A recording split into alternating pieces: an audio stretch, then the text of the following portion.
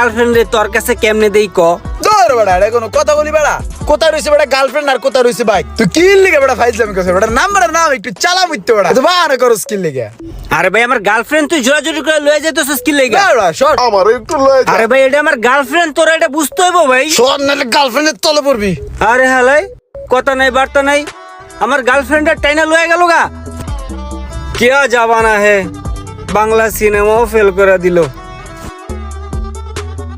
2-3টা ঘন্টা গার্লফ্রেন্ডটা ছাড়া খাড়াই রইছি, ওই তো আইছে।